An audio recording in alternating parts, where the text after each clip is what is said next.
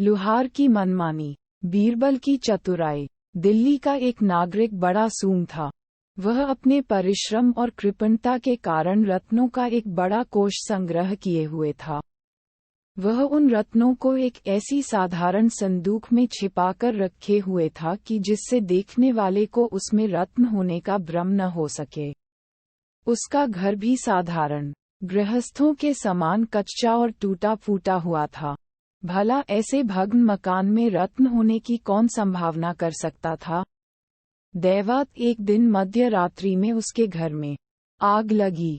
कंजूस उस आग को बुझाने की कोई तरकीब न देखकर कुछ साधारण वस्त्रों को लेकर घर से बाहर निकल आया। ये वस्त्र उसके रोजमर्रा के काम आने वाले थे। घर जलने की चिंता में बेचारा कंजूस छाती पीट पीट कर रुदन करने लगा।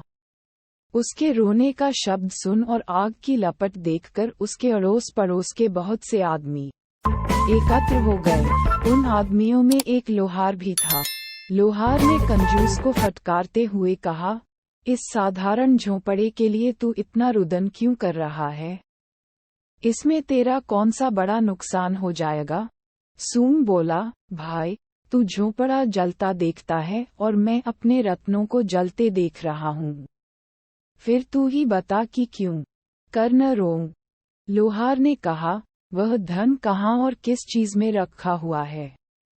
तब सूमड़ा उंगली से बगल की एक कोठरी दिखलाते हुए बोला, उसी कोठरी में एक काठ की पुरानी संदूक रखी हुई है, जिसमें 7 लाख के जवाहरात बंद हैं।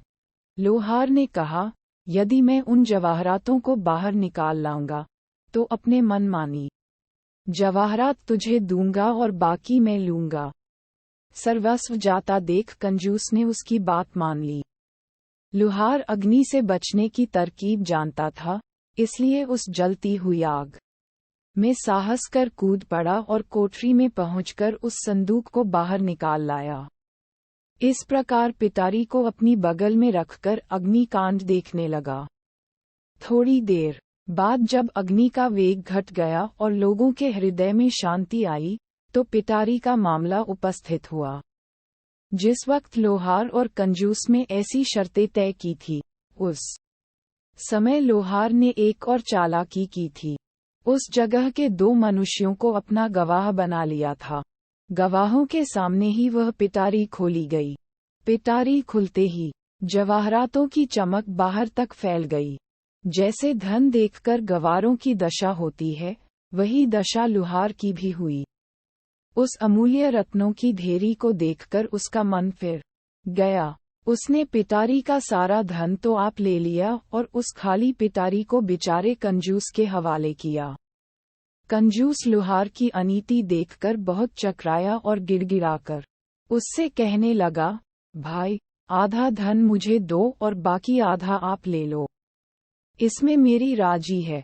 लुहार डांटकर बोला, क्या पहले मेरे तेरे बीच ऐसी शर्त पक्की नहीं हुई थी कि मैं तुझे अपनी मनमानी दूंगा? अब चूं चपड़ क्यों करता है?